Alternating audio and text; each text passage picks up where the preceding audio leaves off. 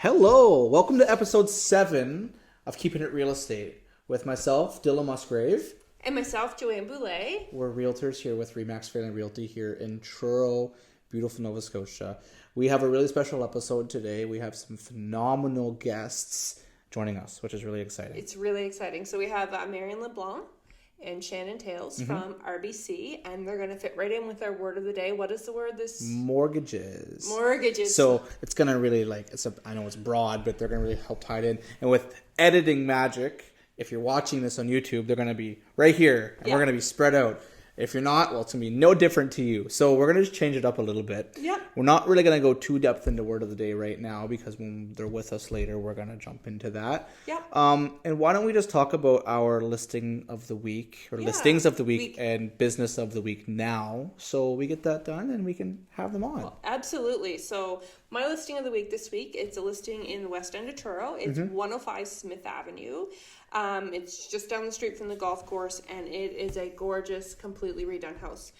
A little fun fact is I actually sold this house to the person who owns it back in February, and he was absolutely in love with it, but then he had an opportunity to go abroad, and sometimes life just happens, and now he has to move, and so we've got it up for sale. And it's a house that's been renovated on all 3 levels.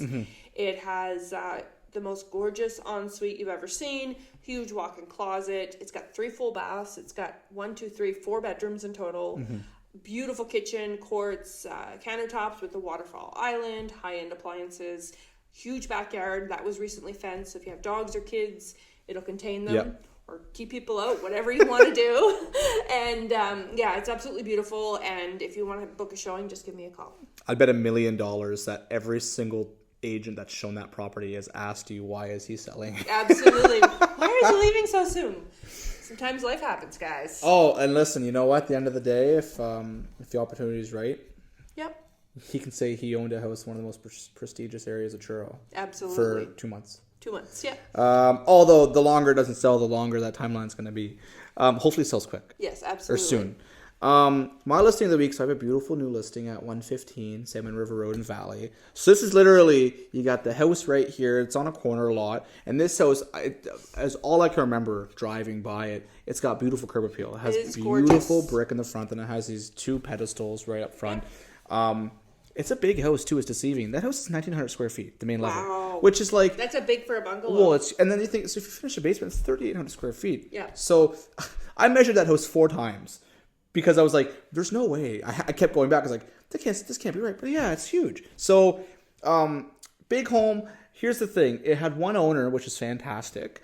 But those owners stated they didn't really do any, we'll say, updates since cosmetic then. Yeah. So the house is structurally great. And I shouldn't say that because they have done updates. So in 2011, they installed a ducted heat pump. So you have electric heat, electric cooling. They have a heat pump in the basement. We'll call it unfinished rec room as well. So there's been stuff they've done here and there. But 27,000 square foot lot in Valley, that's huge. That's looking at comps when we were listing this, is double the size of the lot. Nice double-sized garage. Yep. Great size backyard. Huge. I wouldn't call it a double paved driveway. It's bigger than that because of the shape. There's a lot of pavement, has a second little culvert drive down the road near the end of the lot, so something to be done there. So it's a beautiful home. Home.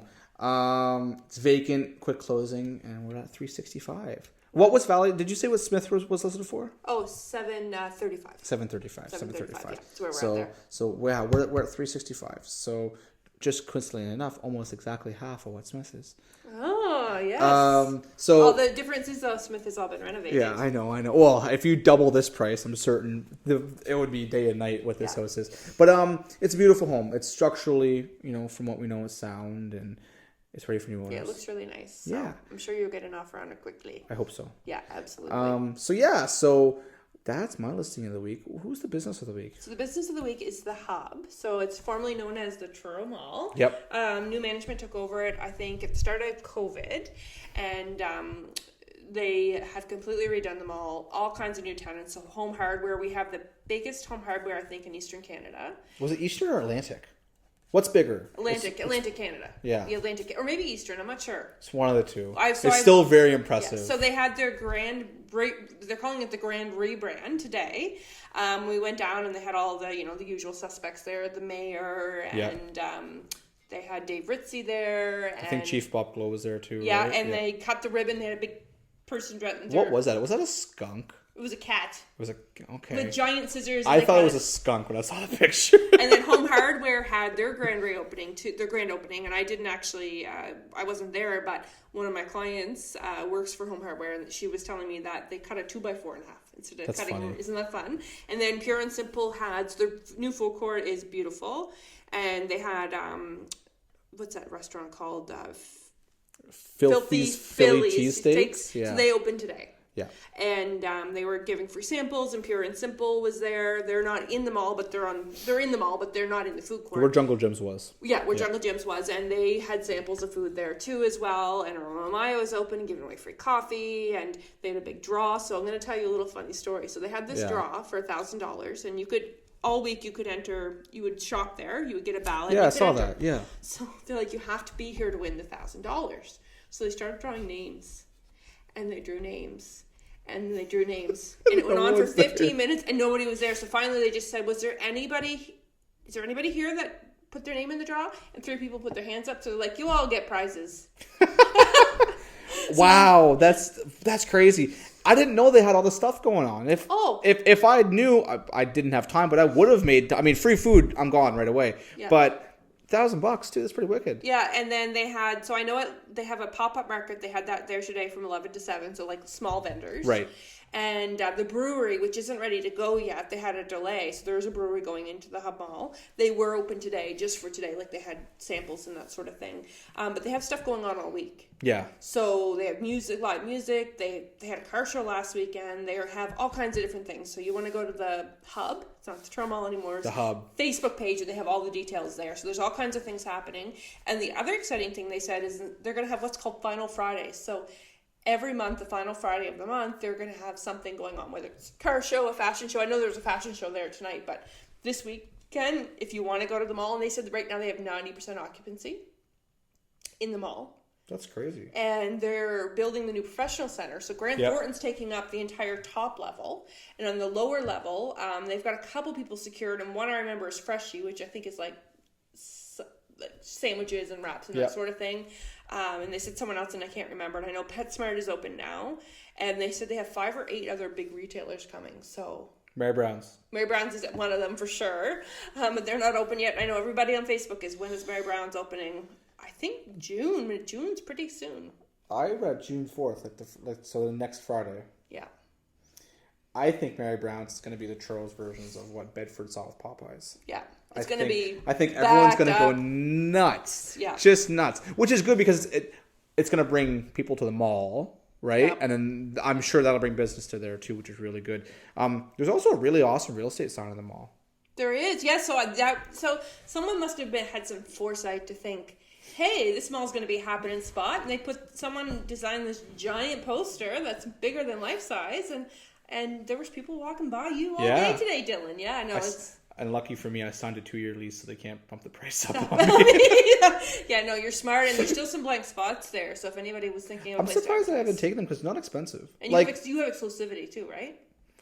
Yes and no. I did, but not anymore. But I don't feel like there's going to be an issue with that. Yeah. No realtors in Toronto really do signs at all, right? So now that could change. Now the thing is, like I said, like you got to think like the amount of people who are going through the Toronto Mall.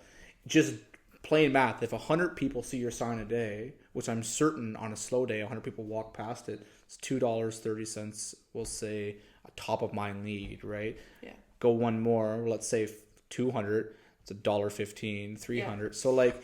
It's not about necessarily. There was more than 300 people there today. It was so busy. It's not about getting business per se, but it's more about being top of mind and people saying, I know him. Yeah. That's what I like. But that's awesome. I'm really excited for the Hub.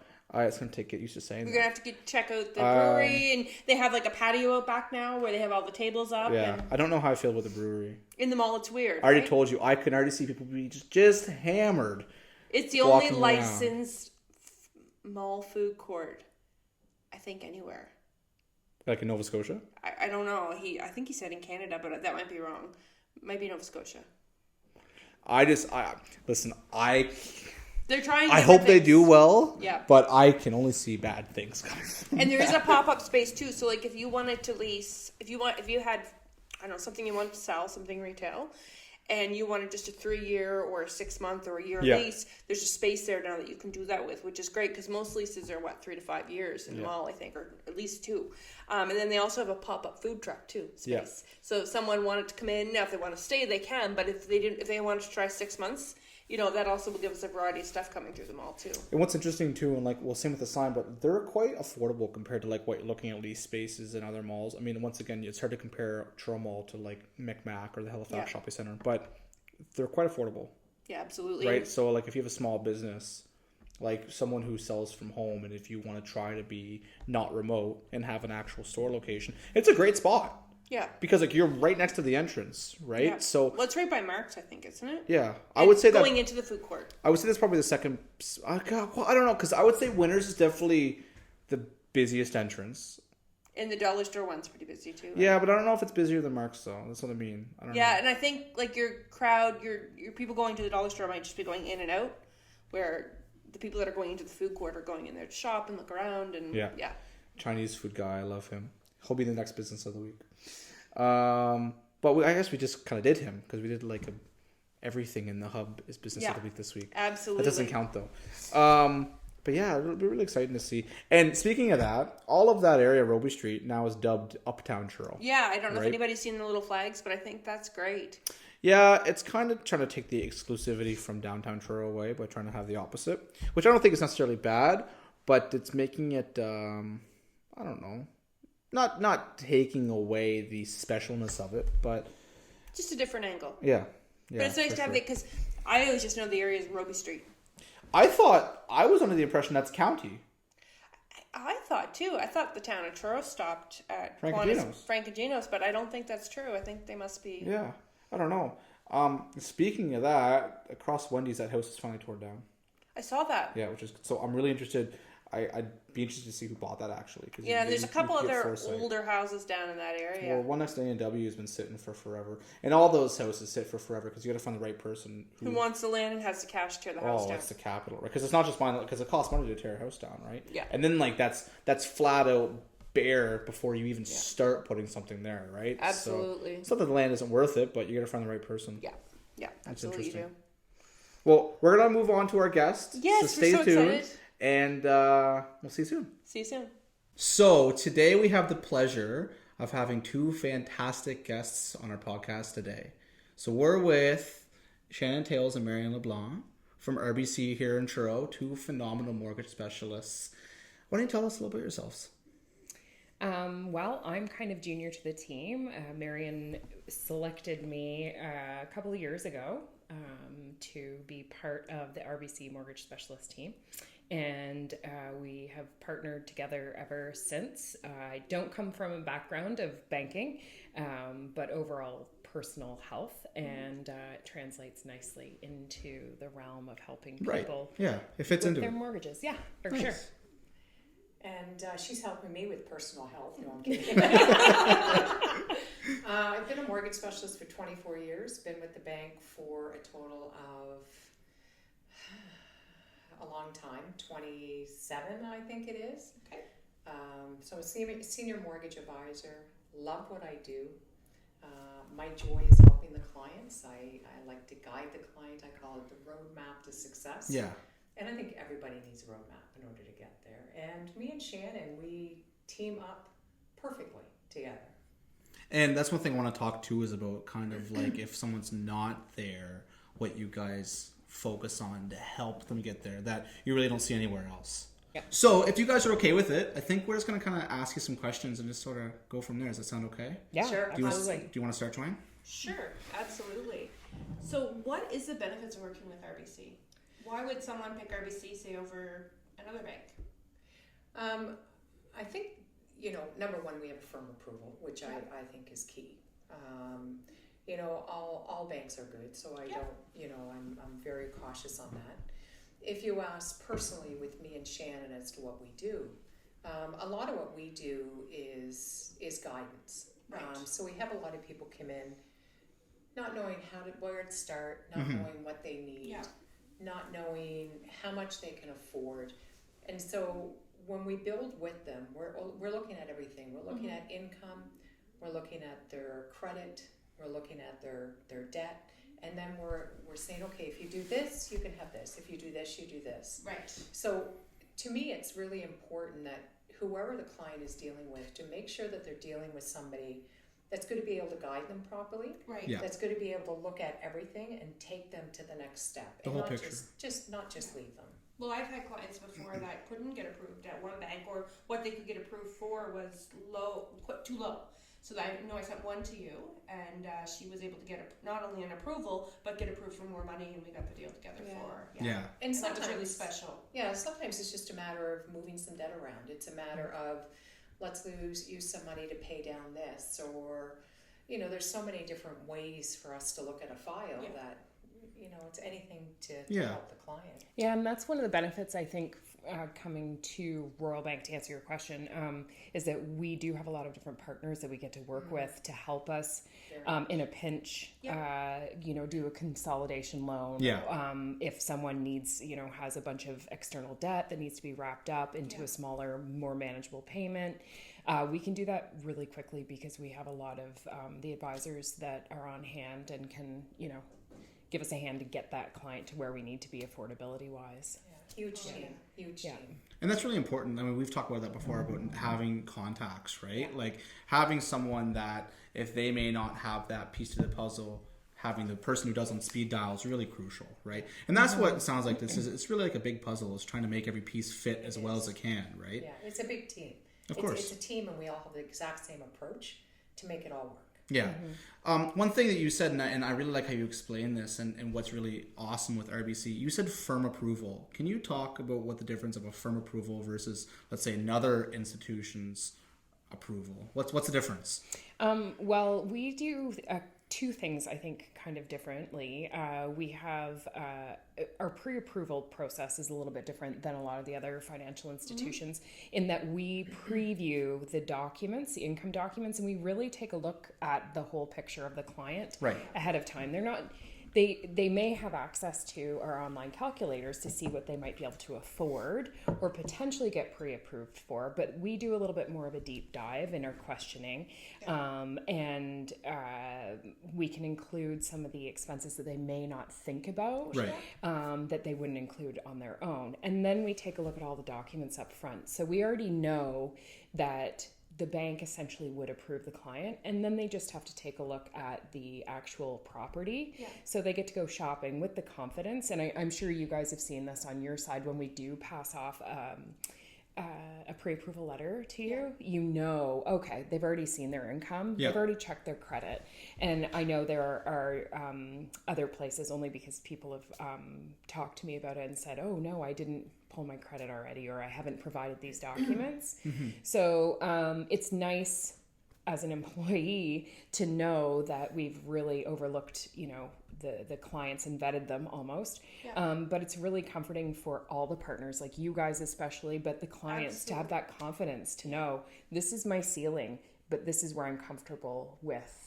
Well, and I use you guys when I'm competing with offers too. If I'm competing against other people, if I know they've been to you, I can tell the other agent, hey, they've gone to see Marion or Shannon. And that's like a step up, right? Like they know that if I said that they can count that the financing is going to be good. Nice. So I name drop you sometimes. Drop away. All the time, anytime. So if you wanted to touch on the firm approval. Yeah, with a firm approval, and I think what's important is once you get our approval, we're not taking it back. Right. It is unless it's fraud, of course, which we should obviously catch up front. But a firm approval is firm. So what we've seen a lot of times in a lot of cases is somebody would have an approval letter, they'd go out and buy furniture, or they'd buy a vehicle, or they'd change jobs. Suddenly their firm approval from other places that may not do it. Well, you see that in the letter, subject to no changes. That's right. Right. And that's what people have to be very cautious of, that if they're not with an institution that will give that firm approval, you don't want somebody going back again 2 days before closing and rechecking the credit. Absolutely. And I've had that happen to a few clients that I've had lawyers call me last minute and say, Marion, how fast can you do a mortgage? And I'd laugh and I'd go, tomorrow morning, fine. They said, can you do it that fast? I said, watch me. It's a challenge. And yeah. And then I have to tell them, don't challenge me again. But those are the type of things that, there's been moving trucks there with a bunch of furniture and financing pulled last minute. And how stressful for a client, for anyone, would that be? Yeah, well, and it I can know be a big snowball, right? There was one mortgage broker, I'm not going to say who, of course, but he was, he or she was not great, and I had a deal where closing day came and the funds never came. Yeah. And then they said, oh, they'll be here tomorrow, so we got extension after extension. A month later, still no funds. Oh, goodness. We were able to keep it together, though, and I sent them someone, and we were able to get the deal together, but it was scary. So, like, having a mortgage broker or a banker that knows what they're doing and doing it properly, I've experienced from my clients, and no fault of his, no fault of mine, no fault of the lawyers, no fault of the seller. It was this broker who was not doing his or her job, right? Yeah. So it was pretty scary. Like, that's super important. Well, and it's great because, like, people get opportunities all the time, and nothing's watching when you're getting a mortgage pre-approval, so someone could get a better job offer, right? And the fact that they could take that and keep that approval is really crucial, where otherwise they may need to, it's like, okay, here's a big dilemma, right? Do I take this new job but not be able to buy a house for who knows how long, or not take this raise with whatever, right? So that's really important too. It is important. It is. And during, I think your guys' job is so important because you're doing those last, mortgage instructions and those steps, and if you don't do your job, the money's not going to flow through properly, right? Oh, and then it's a big snowball because they're in breach of contract, so they're opening themselves up to get sued, and then you're deposit loss. You're also affecting the seller and the seller's plans, and they may be buying another house, so it's really you're part of the equation or the puzzle, if you will, is super important to have. In our partners in Toronto, when they forward the funds down, they're extremely good. And if for any reason we need them, we can go on the phone, we can have our managers go on the phone, and the funds can come down pretty quickly. Yeah. You're not going to be perfect all the time. So if something does slip, it's an immediate fix. And I can tell you from experience that not all banks are created equally that way, because I've had some where someone up in Toronto, like, so the person here on the ground didn't mess it up, but something got messed up here. So I called the mortgage broker or the banker, and they're like, they're golfing and they're not following the transaction, and where's the money at? Oh, let me call. And then somebody up there is waiting for something. Well, I like to point out I don't golf. There we go. I'm just saying. Yeah, I do not have it in that hands-on that you guys have, right? Yeah. The closing is super important too. Well, and that's something else that's really important that I think not a lot of people understand. There's just so many moving parts in a mortgage, and like especially if it's a high ratio mortgage, you're throwing even more moving parts into it, right? So it's not just the mortgage specialist in the bank. There's so many different things that need to be satisfied, right? And I think that's a misconception, and we're going to talk about that in a second. That people don't really understand. It's just like, well, I'm good to go. You said I'm good. Where's the money? And it's not here. Well, why? Well, we don't know. We can't answer that, right? But it's good you can get it fixed. Right away. Yeah. I sat down one day and started kind of counting how many different partners or different avenues one mortgage could have. And there were up to 9 different, contacts. And so if you think about it like that too, it's You did that? Yeah, I did. You calculated the payback.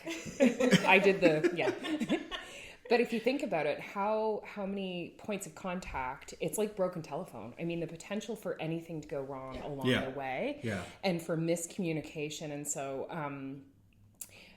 that's why I try and keep in contact really well with the realtors as well as the client, just because, how many people buy homes more than 3 times in their life?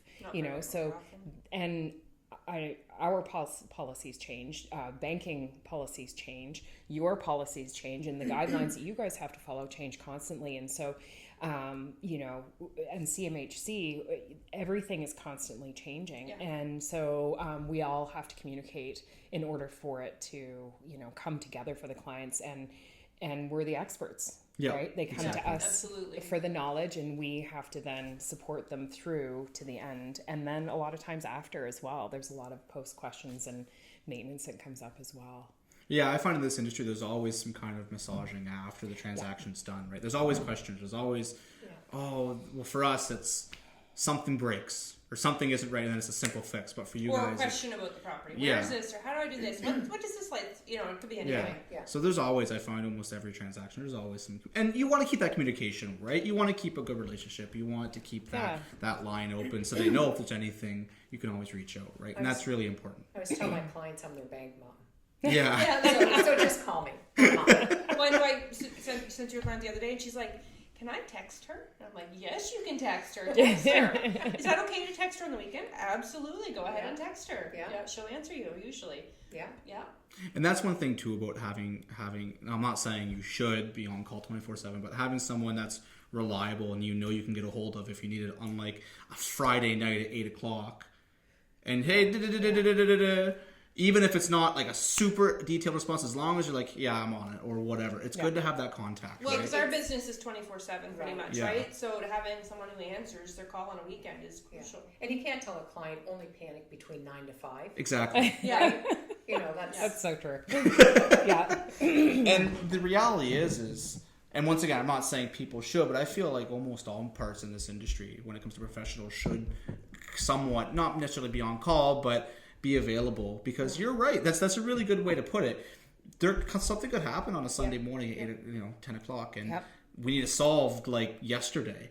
And if let's say you're competing on an offer and you think you need to go another 20,000, right? Yeah. That might be a phone call to say, "Hey, are we okay to do this?" Correct. And then if we can say Marion said it's okay, then here we go, right? Or like taxes, like I know I've worked with you, we're right on the brink, and taxes will make or break it. So hey, can you check this for me, right? Here we're good to go, or we're not good to go. So it's really awesome having you guys like. Well, and I feel bad for you sometimes because it's too much. The other thing that I think differentiates you guys a little bit is you can fund mini homes, and not just mini homes, but like older trailers, right? And we're in a housing crisis right now. I think that the financial institutions and the insurance companies, I know that used to be a difficult thing, but you're seeing a lot of mini homes and older trailers sell. Like everything is selling because people need a place to live. Yeah, they're beautiful homes. Yes. Yeah. Oh, 100%. Like they really are. They're beautiful homes. And we do, as a bank, we sit on the Manufactured Housing Association, which we should. It's a, that they're a nice home. They're in many cases very economical, and you don't need really large homes. No. Like you No, do, they're affordable. especially- We need it because the rents are too high, so someone can get into one of those as their base, Right. and then later on either stay or later on if they want to move to something different, it gives them a chance to build equity. You're correct. It gives them a start. Yeah. And Dylan, you mentioned earlier about like one of the parts or partners is CMHC, the default mortgage insurers, and so because CMHC will insure a home on a non-permanent foundation, that does allow us to lend. It's slightly different, but what I think people don't necessarily understand either is that the bank, we may approve them for their funding and their credit is good and they've got good down payment and great job and overall that's good, but then we get the property and CMHC may not insure the property. Right. So you mentioned about an older mini home. So I just got one approved from 1974. Nice. Like that's substantially older. However, what I had to do in order to get that approved was show a list of all the renovations that have been done, the electrical, the siding, the roof, the kitchen had been done, the windows, and everything had been updated. So a lot of love and TLC had gone into this home to bring it up to date, to hold that value. And so we recognize that, but CMHC also recognized that, and we were able to get the client in the home.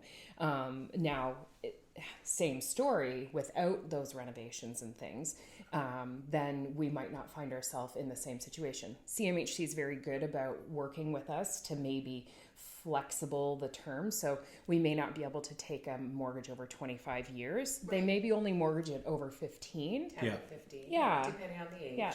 But that's a conversation that then we would have with the client. But it seems like it's the bank or the financial institution who's not willing to mortgage or finance them, when realistically we're all holding hands in this big circle of parts that are trying to get people into these homes. Yeah. And so they're willing to work with them. We're willing to work with them. Sometimes it's just about, again, that puzzle, like you're talking about, fitting it all together, because no two mortgages Well, and I are the think same. the landscape's changed with mini homes in real estate anyways, because at one time people would say, oh, don't buy a mini home because it's going to depreciate in value like a car. I don't think we're in that place No, anymore. not at That's all. changed, because that was Very much. right up till pre-COVID, I would say, Yeah. right up to 2020. That was the mentality about mini homes or trailers. They're okay for a starter, or if that's all you Yeah. can get into. Yeah. But now I don't think you're seeing that now. Well, look at not my at all. road. You sold one for $275. One up my road just firmed up for I think $280 something, and then one right across from me was listed for $330, and it sold. Yeah. So like the value's there. And even in the It's- older mini homes, like Yeah. we're Oh, yeah. seeing, we're seeing Yeah. the values increase if they do the work to them. If they just leave them to Yeah. rot in a field, well, that's Yeah. a different story, right? Yeah. I big time. definitely feel it's definitely more of a niche category of people you're looking for, which is fine because every home type you're gonna have that, right? But yeah, and like you look at previous sales and people are selling them. Some are selling for a little Yeah. too much, but everything is, right? Yeah. It's one level easy living Yeah. with No low basement. cost heating Yeah. in many cases. Yeah, I know. I had I sold one out in Onslow, and it had a giant garage attached to it. And it was 10 years old, and that one sold I think for around $315. And the people that were buying it, they were downsizing. They still wanted the garage in their land. Exactly. So to buy a new slab out in Valley, you're going to pay probably $600,000. Yeah. So if you want to downsize because it's also about lifestyle, right? You want to Yeah. downsize, Oh, you want to yeah. have a mortgage, you can sell your big house and then pay Right. cash for this and still have money to live on. Exactly. Then invest the rest. Yeah. So I just want to jump back and I don't know if you know this, but just try to scratch your brain. Do you, and you may not, do you know why other institutions won't touch mini homes? Is it literally just the fact that you could technically pick it up and put it, is it just as It's- blatant as that, or? It's a hard thing for us to answer, Yeah. to be honest with you, because we can only kind of look with our thoughts and Of course, things yeah. of that nature. So it's a hard one for us to really jump in and answer. Because Yeah. one thing we should throw in there, just because people may not know, in real estate, so what's defined as trading in real estate is either a house affixed to land or a mini home affixed to land via leasehold, right? It's a rented land. We're not allowed to sell. So like say there was a mini home in the park and it had to be moved out of the park, or someone had some land, they wanted the mini home moved off. We're not allowed to sell it. No. Oh, Yeah, it's because it's considered a chattel then if it's being moved, okay. right? Yeah. So it has to be either attached via leasehold or Fixed to the land. fixed to Well, the because land. when you're buying real estate, you're buying the land and everything on it, right? Yeah. So not the Oh, property yeah, that makes itself. sense. Yeah, and then Yeah. the Actually. leasehold, the lease for the land would attach it to that piece of property that it's sitting Yes. on. So yeah, that's just a really interesting little. I've only detail. ever seen one. You probably know what I'm talking about. Yeah, and then in the end they ended up putting the land with it. I think. Yeah.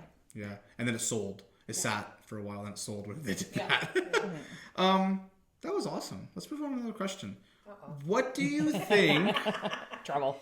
What do you think? And this could be a rabbit hole. I don't know.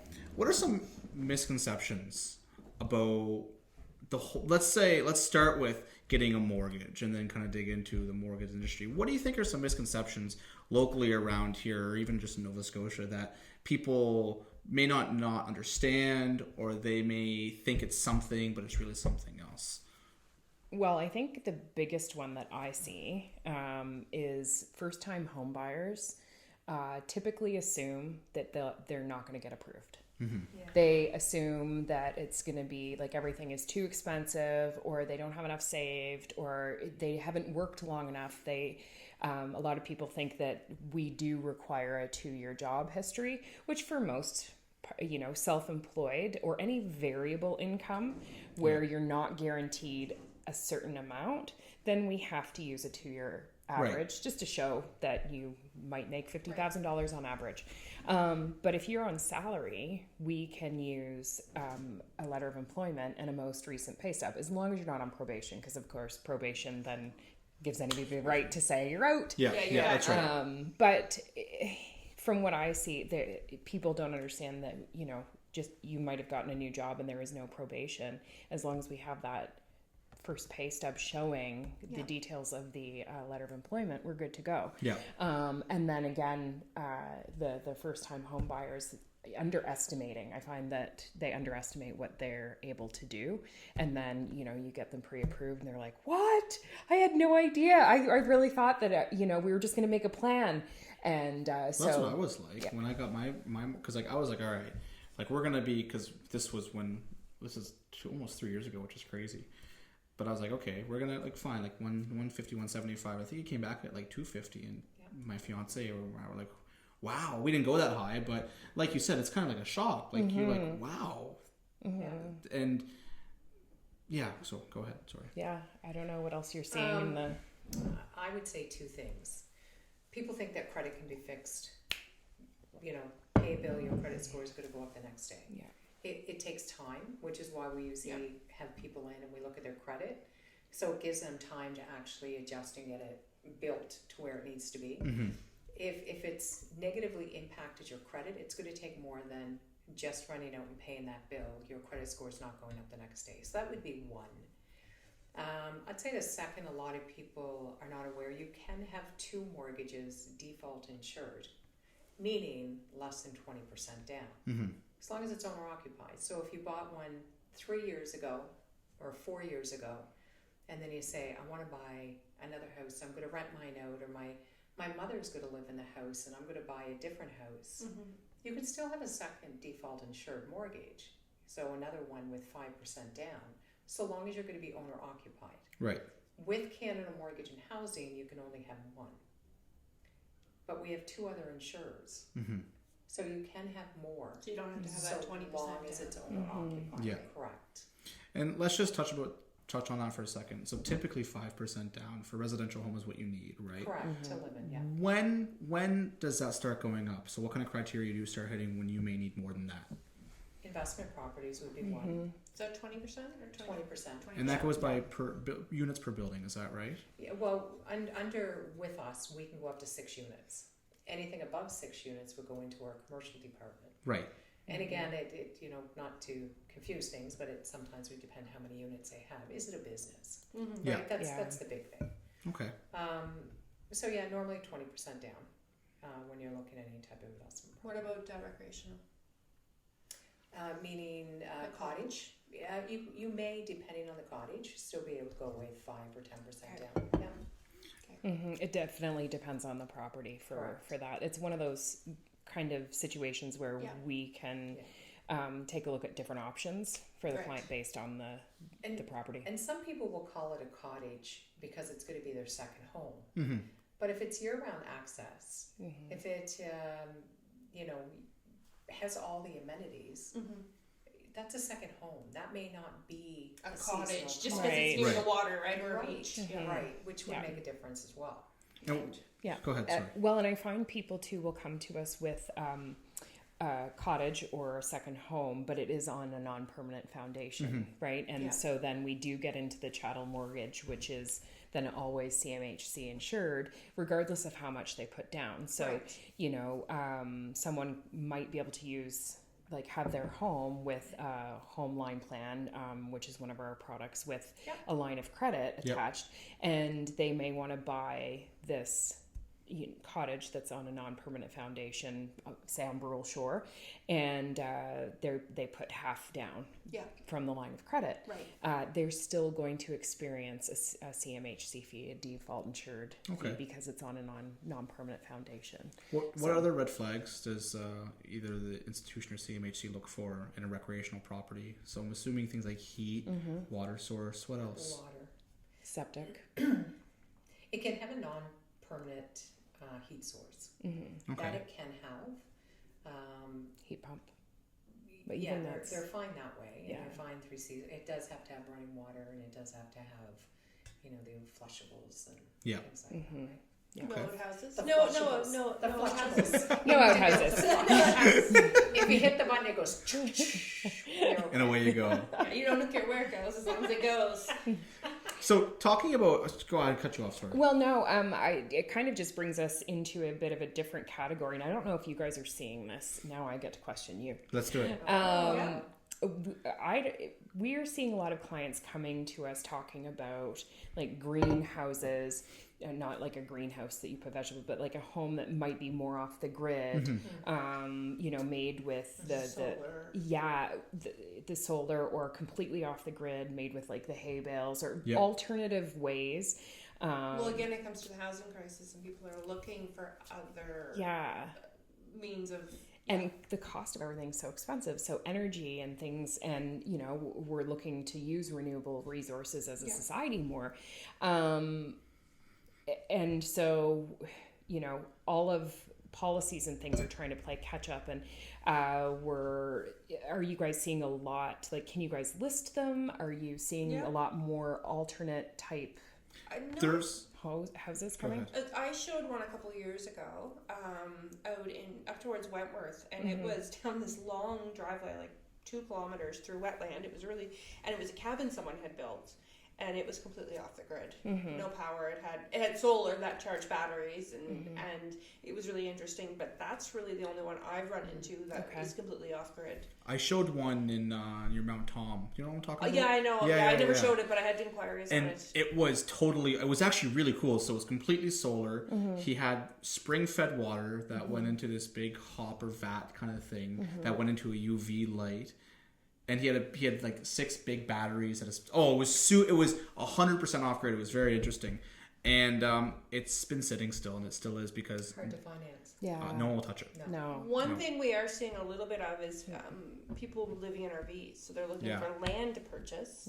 So, and they're just middle class families can't find a place to rent, or their building's sold and they just can't find anywhere to go, or they can't buy. They're trying to buy a house and they can't. So, if someone wanted to buy a piece of land, how would that look from your side?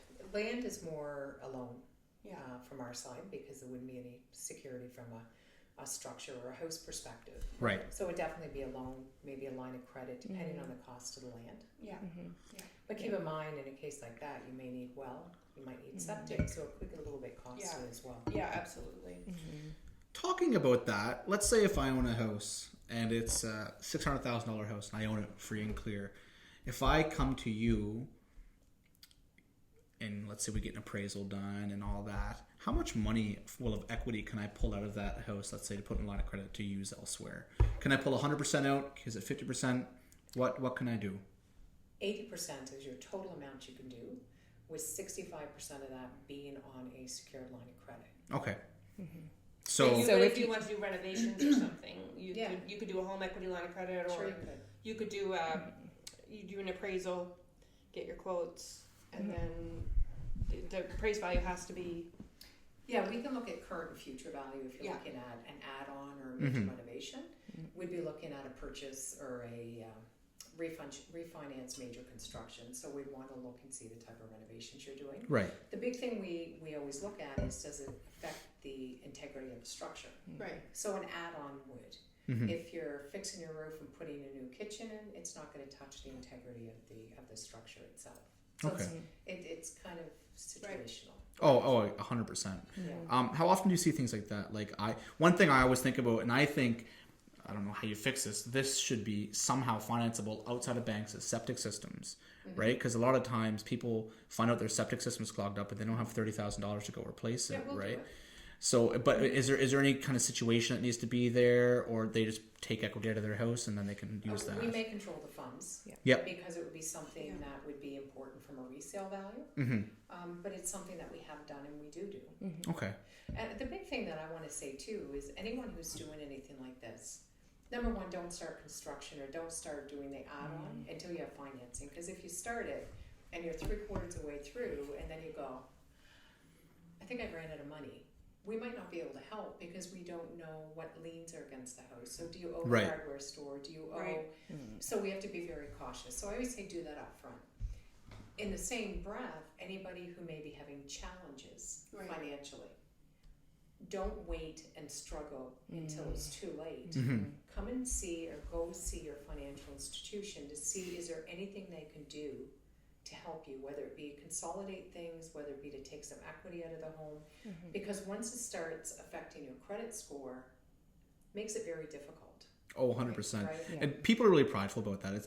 It's probably very difficult for someone to do that, right? Happens. Yeah. Yeah. And everybody, doesn't matter who you are, doesn't matter where you work, everybody has had life happen. Mm-hmm. Yeah. So it's a matter of us being able to be there, or whoever it is to be there to guide them. Because let's face it, they don't teach, mortgages and banking at school level. No. They don't. Nothing to do with So people finances. come out and they don't understand. They don't know how to use a credit card. They don't know how to manage it. And so that's what we're here to try to guide them through that. Right. We're kind of sometimes when we present ourselves to different groups and have chats, I like to think of the banking system as the bank advisors or client advisors or financial advisors. They would be kind of like your GPs, Yeah. your family doctor. Right. They would take a look at kind of your main concerns and do some triaging front line. And but then if you have a higher level need, maybe you do have some financial struggles, challenges, life has happened, and you need to get some cleanup done. Then you would go see a specialist. Right. And so that's what we are and what we do. We only look at the mortgages for the lending. Bless you. Do you feel better? Do you need a GP? I need a GP, yes. Or a specialist? Yes. Yeah, we don't do that. You don't do that? I thought you were in health before this. Not that kind of help. We should mention too, we also have alternative lending. Right. Yes. So somebody who that's does big. have bruised credit, depending on the area that the client is looking, we may be able to pour that through. If we can't do it personally, Yeah. we would contact our alternative lender and say, hey, do you think you can do this? Mm-hmm. Yeah. Yeah, So and that he is is an an option. amazing option. Yeah. That Is that private lending or is it? He works for Royal Bank, Yeah. and he sources it out. Okay. And so there's I certain didn't know you guys had lenders- that option. So that's Yeah, there's Very certain lenders that the bank is good with, and I'm sure every bank probably has something, but Yep. on our terms, there's certain lenders that the bank is okay with our clients. I'm going to call it parking them there, yeah. because the goal is eventually to drive them back in. Like, Yeah. come on Yeah. back in. get them back to that roadmap. Right. Yeah. Yeah, for sure. Yeah. So I've had clients before that couldn't get approved by a traditional bank, and then but they had a really big down payment. They had like 30% down or something, and we were able to get them for whatever reason they couldn't get with the traditional bank. So we went to a private lender, and then once the private lender was done, once we got the house bought, they were able to build the credit up and then move them over. Exactly. Yeah. So it'd be similar then to that. You're right. Okay. So you said a roadmap. Can you explain what you mean by that? Yeah, Marion kind of touched on that in the beginning, and I feel like she's coined that phrase. And at least that's what she has instilled in me. So, and we were on a call, and someone had mentioned that Marion doesn't ever really say no, except for to me. I need someone to tell me no. Now I sound cranky. No, but in all seriousness, if we take a look at the overall picture, and we try and help guide the clients to a yes. Sometimes it's not always a yes. We live in this instant society right now where we want it right now. Yeah. But I always love telling this story because it's actually part of the reason why I do work with Marion. One of my best friends had some credit challenges and had gone to Marion. They had 2 small kids and they were dying to get back in a home. And Marion said, okay, this is what you guys have to do to get there. And she worked with them for 2 years. Oh wow. Yeah. And I remember when they bought their home and we went on the house tour and they were so excited to get in this home.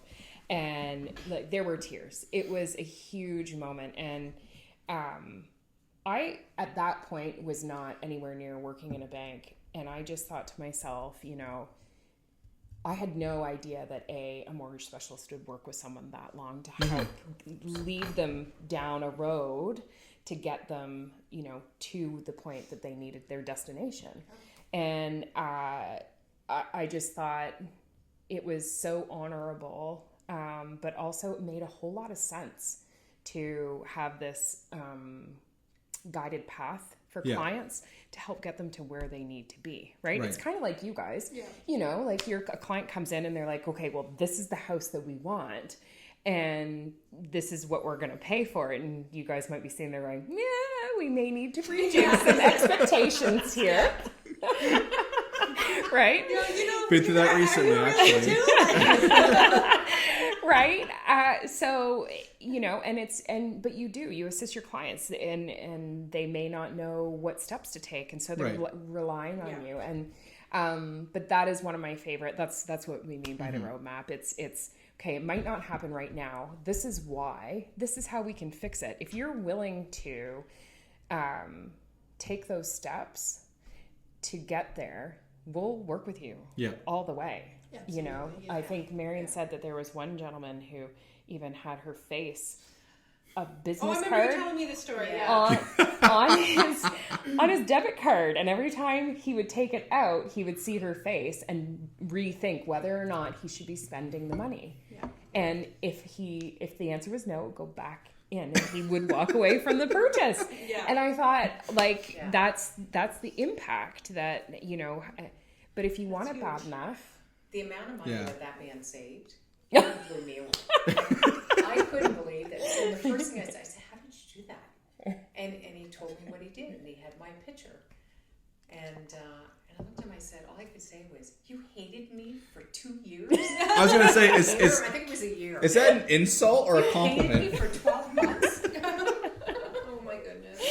And it's so funny because, like, especially in Truro, everyone knows everyone, right? So like, you didn't know it, but you were connected at one point. Yeah. And that goes to show, like, doing so good of a job like that, it makes an impact not just on the people you're working with, and that goes with us too, but on their family and their friends, and word gets around like that, right? Yeah, So absolutely. that's huge. Well, That's and huge. I even had a different perspective of the bank that I banked with. You know, I thought if this is what they would provide for one person to get in a home, it just kind of, it changed my perspective on a lot of things. Right. And I mean, not everybody has a good experience with everybody. You know, I'm not perfect. I would like to think I am. No. But I make mistakes. I'm human, and you know, people may not jive with me, and they may jive with Marion better, Yeah. and vice versa. And Yep. you guys see that all the time, you know. And Well, personally, I can even speak to that because we had when my husband and I, our mortgage was up for renewal during COVID. It was during COVID, and we were with a different bank, and they just sent us a letter and said, "Here's your interest rate." And at the time, I think the interest rates were like 1 point something, and they thought we just had a paper at a 4% interest rate.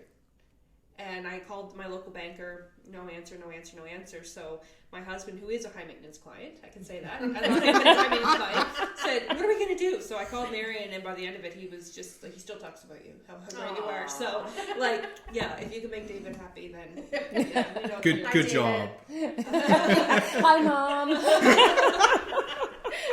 But that's what I mean, and like that's one thing I know I love about my job, and you guys are the same. It's like being able to leave that impact on people. Yeah. It's Yeah. huge. Not just for referral business, a referral mindset, but the mindset of like you made that impact for someone where they think of you like that. Just without even hearing your name, they just pop in your head because you did such a good job and impact on their life. It's funny huge, 'cause right? We've called clients and told them they were approved, and they've cried, and we've cried too. Yeah. Because it just sometimes it's just so emotional. And Well, they you're got to a just place where they never. so And I would imagine even more so in this climate than any other climate, real estate climate we've seen, right? yeah. There's a lot of challenges out there. So let's talk about the big buzzword, which everybody's talking about with real estate, is interest rates. What is your prediction for next upcoming? Do you think they're going to keep raising the rates? What's that going to do? See, here's first of all my thought. My first interest rate on a mortgage back in the 80s, I've aged myself, was 18.5. Right. No offense, 5%, guys, is incredible. Take it and run. If you look at the history and historically when it comes to interest rates, you're looking at an average around where we are right now. Right. Historically. What happened when COVID hit, just prior to interest rates started to increase, COVID hit and they just dove, but unfortunately they dove too high or too low. So now the government's trying to make up for that. It was higher for a bit. It's now started to drop some. You know, from an economist, I am not an economist, but from what some of the economists have said, it'll probably end somewhere in the mid fours or so. But realistically, the rates still aren't bad. Do you think it's going to hurt people when, so somebody bought something in 2020 with a low interest rate and then they're up for renewal in, we're 2025, or let's say they bought something in 19. Do you think that's going to hurt some people with their payments jumping up? I'm going to say yes and no to that, and I know that's kind of a double-ended sword. The government came out quite some time ago, and the banks, and when we qualify clients, we've qualified them always at a higher interest rate because something like that was predicted. Right. Yeah. The challenge is that in many cases, some people may have gone into the home, did way too much in renovations, or purchased new vehicles and so on. So now their debt load is a little bit higher. Yeah. With that said, those people that bought their house 5 years ago or so, their house values are now higher. Going back to, again, if you're having challenges, speak with your advisor to make sure you can move that together, because you do have to be prepared. Yeah, that's what I thought. And sorry, go ahead. I just want to kind of chime in with that. I think in the next probably 1.5, we'll say 18 to 40 months, I think we're going to see a lot of higher end properties hit the market because people paid way too much for it at 1 to 2% interest, and now they're going to be renewing at 5 to 6. I suppose the more expensive the home, the harder it's going to hit you. Right. So I think, and especially if they bought a $600,000 house for $750,000. Right? Assuming they got an appraisal for that or whatever. But I think we're going to see, not a lot, but we're going to see some houses come on the market because it just doesn't fit with their affordability. But when we look at our housing market, you guys probably see the same. The price for houses prior to COVID was really too low. Mm-hmm. We never. Oh, yes. That's what I tell everybody is that we're just caught up over a 20-year period in 3 years, right? Because we were really stable. Because when I started in the industry in 2005, I remember the average price was like $140. Yeah. Pre-COVID, it was $180, and that's 15 years, right? Mm-hmm. So it's really interesting because I was talking to my fiance about that like literally 2 hours ago, and just a really coincidence. But yeah, they like the whole country was way above us, and Nova Scotia was just like a gem. Were too low. And then people found that out, right? And now we've kind of leveled out with we're what, $450 I think is what the average home price is in Nova Scotia, somewhere out there. We're about right? $300 here, give or take, and then HRM's like $5 and change, right? Something. But anyway, I think we're definitely a lot more where we should be now. I agree. Right? Yeah. So I think you're going to see prices probably just kind of stabilize. That's Same what I've thing been with, saying. They haven't really dropped. No. They're still on a slight incline, but they're just like on a normal incline as opposed to. Yeah. And even for 2023, we don't even really have that much stats enough to look at where we're at for the price rise, right? Like we're not even half a year into 2023. Mm-hmm. You can't take, even though 5.5 months may seem like a lot of data, it really isn't. Well, especially those 5.5 months. Once we get through the summer, that's really going to give us a better picture of where pricing is. Exactly. The other thing that's going to keep the prices where they are too is the supply demand. There's no inventory. There's nothing on the market, and so anything that does hit the market is going to be sought after. Right, and that actually brings me to kind of, Marion touched on it, the renovations aspect of things. So what we're seeing a lot of now is people are so desperate to get into homes that they are looking at homes that might not be a turnkey anymore. So that instant gratification that was there before on like, I want these trims in my house. People are looking at homes with a bit of a different lens now and going, no, you know what? I really like the layout. It has all the bedrooms that we're looking for. The lot is perfect. But I don't like the carpets, and I think we need some new windows, and I'd really like to get a fresh coat of paint on the walls, just give it a facelift. Yep. So we have a product that is purchase plus minor renovations. So if the house is $200,000, the client can get us some quotes from one of the local stores, online quotes for windows or flooring or what have you, whatever it is they're looking for.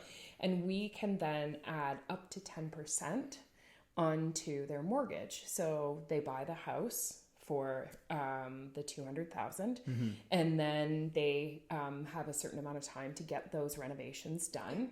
And then they come to us and they say, we're complete our renovations. We've got the new flooring, the paint, the windows, everything is exactly how we want it. we've paid for it. Can we please get our money? And we basically, email our back office and they send out the remainder of the funds. And so that home that may not have been that perfect home when they saw it now is the home that they were looking for, a little bit more comfortable for them. So I'm finding that a lot more clients are coming with, I don't know if you're finding that. Yeah, especially the first time home buyers, it makes it more affordable for them, right? If they're a younger client. And your first home typically isn't your forever home. So if someone's looking for something to put equity into rather than renting, because renting market is a whole other podcast, I'm sure, for you guys. Good word of the day. And so it's another option, right? So it's not a big dream home, but it would get them into a home. And I don't know about anybody else, coming from a bit of a different generation, but I didn't start out in my dream home. No, I didn't. My parents didn't start out in their dream home. I started in a 500 square foot little house. Exactly. And you know what I find, and I'm going to talk a little bad about my generation. I don't want to say kids. People in my generation, my age group, they want it everything and they want it now, right? They want the expensive car, they want the expensive house, they want... There's no working or building up to it, which is, it's just, there's nothing you can really do about it. It's just a mindset. But yeah, you're 100% right. There's no, at least I'm not seeing it as common anymore, as let's start with this and then in a couple of years let's get this and in a couple of years let's do this. It's now. Mm-hmm. One thing that I love about that, but I just want to ask about, with that plus improvement, you said that I don't get the money up front. I need to have that money in my pocket to do those improvements, right? So is there any way that, let's go back to septic system. I need a brand new septic system in my house. Is there any way that you guys can work with me on that, where it's maybe not a plus improvement, but you can give me the money first so I can get that done? Speaking two things. First of all, with the Purchase Plus, it is in one draw at the end. So you buy the house and then the end. In many cases, you could use a line of credit. It could be a contractor that's going in that says, pay me at the end. Okay. If it's heat pumps, for example, that's one bill, that's easy. Yeah. When you look at anything like a septic or a Purchase Plus major renovation, which is over a certain amount, it's like a construction. So you can get 5 draws. So let's suppose they were doing the septic, the windows, and the siding. Mm-hmm. And so the septic goes in, we send the appraiser out, he goes, yep, septic's all done. We go, great, so we're allowed to release some money. Yeah. And we could do that up to 5 times. So depending on what the renovations are, they can do it as a Purchase Plus major renovation. Okay. But you could release the money after. Well, exactly. So if the septic is put in, we would, and the guy says, okay, I want my money now. So we'd send the appraiser out, he would look at it, go, yep, septic's in. Good to go. And I've done that before. A couple different times, and usually the contractors are pretty good. If you tell them this is how we're doing it, then usually they're fine with waiting to get paid until, especially if they know it's coming from the bank. Oh, it's trusted, right? It's legit. Yeah. No, that's good. Awesome. What else do you want to ask the next question? Sure. Pick any on that list. What kind of programs are there for first-time home buyers? That's a big question, isn't it? Yeah, the options for first-time home buyers are amazing right now. So the first one that I'll talk about is the Nova Scotia Down Payment Assistance Program. I think this is a phenomenal program and tool. I refer clients all the time to look into it. It is a separate loan, and so they do have to go to a separate organization to apply for a loan. Essentially, what I tell them is all the information that I'm collecting, the Nova Scotia Down Payment Assistance Program will collect as well. So there are some stipulations. There's a top house price and there's a top household income that they have to fall under in order to qualify. And anybody can go to the website to check out what those details are. They move and shift. Again, another partner with different policies that change. And so if they don't have the 5% down payment, the Nova Scotia Down Payment Assistance Program, if they qualify, will lend them the funds at 0% interest. And they have 10 years to pay it off. And it comes out... just like your mortgage. Yeah, it's not built into the mortgage, but it would come out as a loan payment. Yeah, it is listed as a second mortgage. Yes. Okay. So there is security on the home. It just doesn't come out like it's not built into the mortgage payment. Yeah. Yeah. Yeah. And then the government has, the federal government has a program too, right? Yeah. First-time home buyer incentive. So if you're a first-time home buyer and you're putting 5% down, the first-time home buyer incentive, they will also allow you, or they will also put down 5%. So basically, they're 5% owner in your home. It's good for a couple of things. Number one, it was reduce your Canada Mortgage and Housing, or CMHC, SAGEN, or Canada Guarantee, it would reduce your premiums, but as well, it might be able to get you into a home a little bit more affordable because of that extra Yeah, step. it's going to bring your monthly payment down. And 5% is a lot, right? It is. Yeah. Yeah, It is, absolutely. it is, yeah. And when you sell your home, you have to pay them back 5% of its worth? Correct. Yeah. And I only learned that a couple of weeks ago at one of our last seminars. I thought you knew everything. I don't know, I never said that. That's why. I never said that. So why don't we, before you move, let's touch on your first-time homebuyer seminars, because we've talked about them, but... Yeah, so I would do these seminars. Well, we would do these seminars with these lovely ladies, and they were great. We've done probably 4 or 5 of them now, right? So it would be one other realtor, and then Shannon and Marion. We would go with we did one at Douglas Street, and then we did the rest at the library. And the last one we had one. I don't want to say a bad turnout, because I think anyone comes as a good turnout, period. Especially if it's just one person, because it's more personal, right? We've had heavier turnouts, maybe is a better word to use. I think with the max we've had is, I think we had 9 or 10 people come to one, which is really good. And then it's really funny, because you see those people maybe not come back right away, but a couple months later, like, oh, hey, I'm curious about this or curious about that. And what's really awesome about those, I think, is everyone's, as far as I'm aware, has always been attentive. They're there, they're paying attention. They're not like playing on their phone, or they're like, I don't want to be here. Like they're there because they want to be there. And they want to learn something, right? Are you going to do another one? Yeah, we're going to plan another one. Yeah. You tell us when, we're there. Yeah. Some logistics we have to figure out, but... Yeah.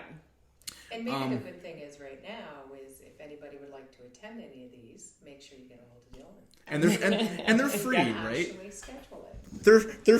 They're free. Like they cost nothing. They have we have some like light refreshments, and it's typically, I know we book 2 hours, but I don't think sometimes we are, but it's free and it's great, and you get to come meet us and other people too who are in your same scenario, and it's just all around a good time. I mean, being able to kind of expand what your network is, period, is really beneficial too, but at the end of the day, it's just more knowledge and education, right? Well, the good thing is too is that not only do you get it from a banking, you're getting it real estate wise. Yeah.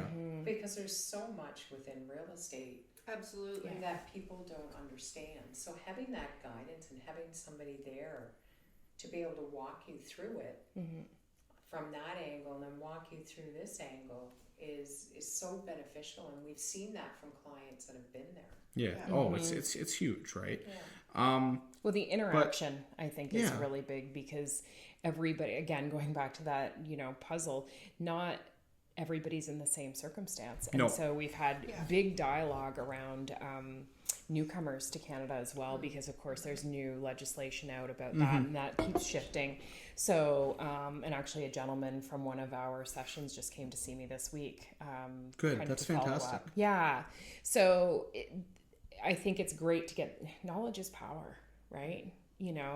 And so the more knowledge you have, even if you're not ready to buy a house, but you think you might want to have one someday, it's great to come in and just hear, because there's so much information. Yeah.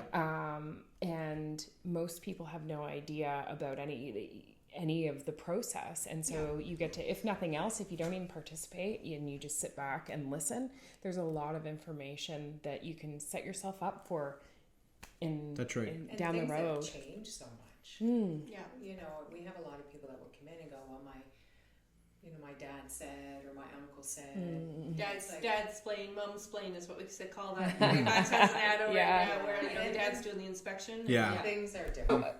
The other first-time home buyers program, there's kind of like a quasi from the federal government. First, a while back, you could use your RSPs to put down as your down payment. Right. And you had to pay them back. You have 15 years to pay them back without any tax implications. The issue, I think, with that is that if you were lucky enough to invest in yourself and put money in your RSPs at a young age, you're pulling them out and you're missing out on the long-term growth. Yeah. Right? However, you've paid into yourself, and not to discourage people from using them on a house, because that's still investing in yourself. Absolutely. But the government has come out with another registered investment vehicle that Marion was touching on a little bit earlier. She's super excited about that is going to be extremely helpful. And this came out on April 1st. Basically, it acts like an RSP when you deposit the funds. So it helps bring down your taxable income when you deposit it. If you use what you've invested towards the purchase of your first home, the down payment, when you withdraw the funds, there's no tax implications. You don't have to pay it back to yourself, but you also don't have to pay the tax that you normally realize on an RRSP. Yeah. Yeah. Is that just for first-time home buyers? It is. Okay, so I couldn't tap into that, for example. No. Okay. No. It's interesting because when that first came up, we talked about that in our meeting, and it's interesting because now there's two separate ways that you can fully invest in your RRSPs this year, and then because I think it's an $8,000 limit in this new one, right, per year. So fully max that, and then max that. And then over 2 years, you could have a lot of non-taxable income to use towards your first house, right? So I think it's really, really awesome. It is, especially right now where the cost of housing has gone up so much. And interest rates are higher than the 1.89 that we were seeing a few years ago. But the interest rates are in that normal range. And they'll probably stay within this 4 to 6 range for some time, unless, we have another COVID or something like Don't say that. But without, looking into our crystal ball. I don't know if I want a crystal ball. No. Basically, it does allow for younger people to reap the benefits of investing in themselves and reduce their taxes. It's just a little bit more of a break because I think I heard on the news the other day that first-time home buyers, like this new generation, over 60% of them don't feel that they'll ever get into a home. That seems low too. That seems low. Sad. Like all I hear people is, I'm never going to be able to buy a house. Never going to be able to buy a house, right? Which obviously isn't the truth. But when you have that negative mindset, then that's all you're thinking, and it's really hard to get out of that, right? That's awful. So you guys, we're here to be their cheerleaders. Of course. It's the guidance, right? Yeah. It's, you need somebody to pump you up and show you how to do it. Yeah. Well, because all the news ever is just doom and gloom, Like, especially with real put estate. it on my card, and every time I go to eat out, I'll be like, oh no. So, what if that worked well? Is that new savings account? Do people gain interest on that? Yeah, you can invest in different investment vehicles underneath the umbrella of that product. Is that right? Yeah. So if, let's say you're 1 year out from buying your house, the GIC rates are really good. I'm not going to talk to them at all. But you could essentially look at like potentially a 1 year GIC, which is guaranteed, and you get some interest on it. But basically there are options, or you can just leave it in a savings account underneath that.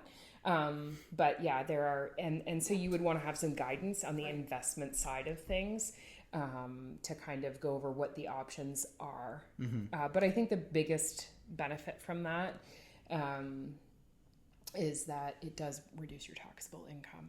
Oh, 100%, right? And I think that's probably why they put a limit on it of only 8,000 rather, because what was it, 40 grand is what the max Lifetime is? max. Yeah. So like I think that's probably a big reason why they put that there, so someone couldn't just and then TFSA and then not pay any taxes for the year. It'd be great if you could, but So I'm curious, what's your guys', and we're gonna kind of go on a different path here. The stress test. What's the stress test, and what's your guys' take on the stress test? I believe very strongly in the stress test. and I believe strongly, because the worst thing we can do for anyone is to make them too tight. Mm-hmm. So that stress test allows us and allows our client to qualify for if interest rates do increase, Right. or if life happens. I hate to see somebody come in and go so tight that, you know, you worry how they're going to manage day to day. Yeah. So I strongly believe, so you can picture somebody who went in at 1.89, and if a stress test hadn't happened then, and then they're coming up for renewal, it would have been pretty challenging. Yeah, Oh, absolutely. 100%. So, right. so I agree with the stress test. Mm-hmm. What and sorry, just for people who may not know, what is a stress test? Stress test is a way, so if you're looking at an interest rate, we're pretending you're paying 2% higher. Mm-hmm. Right. And the reasoning for that is we want to make sure that you could still afford the home if the interest rates increased or if life happened. Mm-hmm. So it's us qualifying you at a higher interest rate than what you're actually going to receive. Okay. And I think what you said is really, and I base a lot of my business and my career on comfortability, right? Because at the end of the day, if someone, they're approved for this, but they're really comfortable here, if they end up buying this, life happens, you're going to have something wrong with your car. You're going to have a pet who needs something, and you're going to, if you're riding this, something's going to make you go over this. Right. And then I'm big on it because I'm a moral person, but also I don't want to have to be the person to have to sell their house and then them have to rent because they can't afford it, right? So that's really important. Well, it's a lot of money to buy a house. Like It with is. Oh, yes. legal fees and moving fees and all the stuff on top of that. But we should touch on, it doesn't cost anything to use you guys, right? Gosh, no. Right? No. Like, and people We're may, free. people may not understand that. Yeah. Yeah. And even because I know another misconception is people have to pay for appraisals, and that's only on certain scenarios, Only right? certain scenarios. Yeah. So, and even if they just wanted to come have a consult with you, it costs nothing but time, Yeah. right? No, and even so, if someone were to come and they, you know, are purchasing a house with you guys, and we, you know, we run an application with them, and everything looks good, and we send out for an appraisal, and then in the meantime, we're working on the file. They go and do their inspection, and there's something majorly wrong with the house, and they want to back out. Mm-hmm. That appraisal that we ran cost them nothing. Yeah. It's not something that they pay for up front, and it's not something, it's part of our processing fee. And it's all kind of, it depends on the mortgage. It kind of depends. And, Right. And then they don't pay unless like they sign on the dotted line if they are meant to pay. Yeah. Yeah. And So that- it's not. One thing I love really explaining to people is there's no industry ever in the world that you get complete advocacy, complete best interest in your corner, and people fighting for you on the mortgage and real estate side for absolutely free. There's nothing like that in the world Yeah, that 'cause you go to and use you a buyer's agent, it's the same thing. Right? Yeah, The exactly, commission gets paid by right? the seller normally, and Yeah. yeah. And you guys work on behalf of, like, I'm constantly referring clients.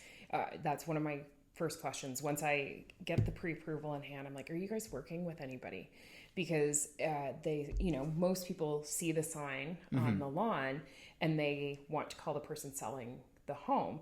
And Dylan, you explained it really well at the first time home buyers event, just that the person selling the home will be acting on the best interest of the person selling the home. Yeah.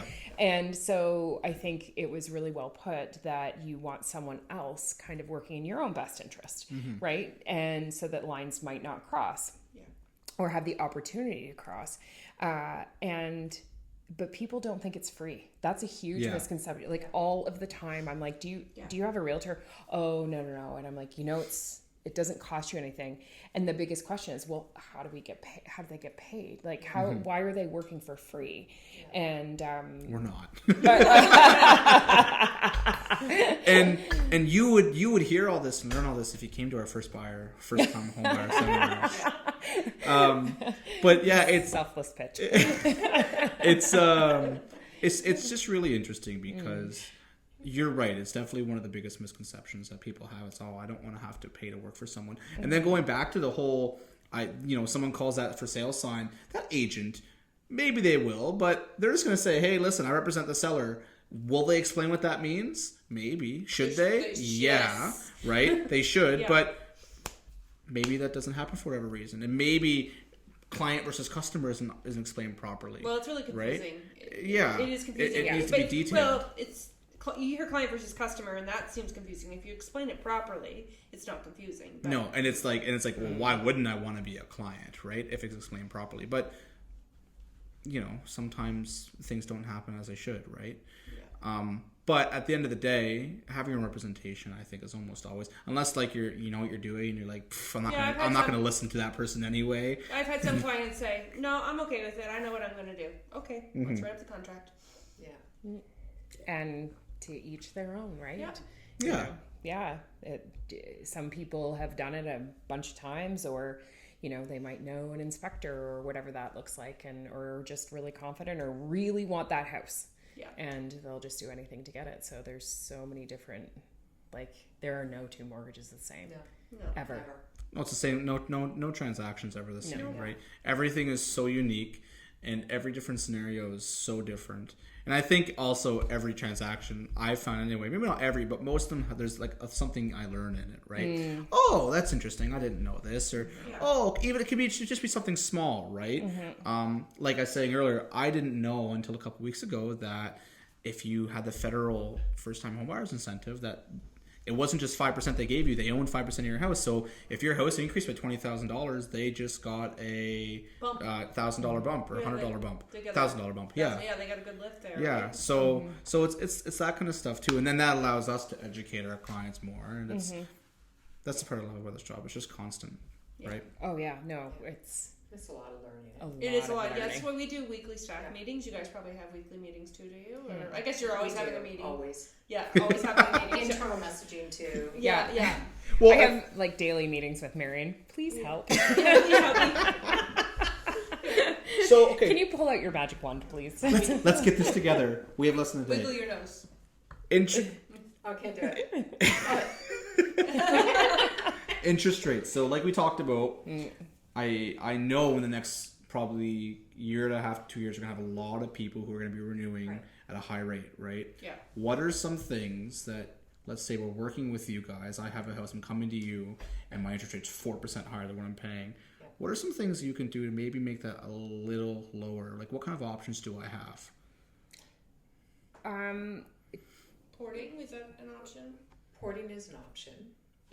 Are you talking renewal or are you talking? Yeah, renewal. Yeah. So let's say Or you're typically you're selling a $200,000 house and you're buying Right. another house, right? Right. And you want to take some of that interest rate that you have with And you. you can, which is a good question actually. So we have a lot of people. So a lot of people may have gone in, they've locked in for 5 years. They have 3 years left. Their dream house comes down the street that you guys just put a sign on, Yep. and they want to see the house. The house is going to be a little bit more expensive, let's suppose, and maybe it's the same. But they're worried about breaking their mortgage and their interest rate. Now, every place is different, so I'm going to talk from our experience here. Yeah. Yep. Is that you can pick your mortgage up so long as you qualify. You can pick it up and take it to your new home. If you need more money and there's 2 years left, let's suppose on your existing mortgage, we'll say, okay, well, what's our 2-year discounted rate? And then we're going to blend them together. Your renewal is the same. Yeah. So it makes it really easy. You don't have to wait. I don't know anyone that can sell their house right at renewal.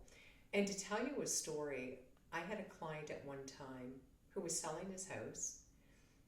Wasn't going to, yes, was he buying? I'm trying to remember if he was buying. He was selling his house and he was selling it on a Tuesday, let's suppose. The Friday before his mortgage came up for renewal, the place he dealt with did not have an open mortgage.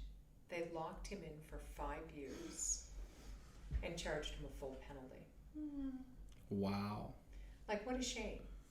So with our mortgages, they are portable to another home, which is good. And when I say if you qualify, so again, we're going to look at income, we're going to look at credit, Right. we're going to look at all. Well, that yeah, to make just sure. because you qualified to at the time when you bought the house from mortgage, Mm. if you were Right. bad and spent a whole bunch of money and Or worked got with more your credit- debt, or Yeah. Yeah. So- And then if you're selling a house too, we're going to look at it and we're going to say, okay, how much of this are you going to put in the down payment for the new one?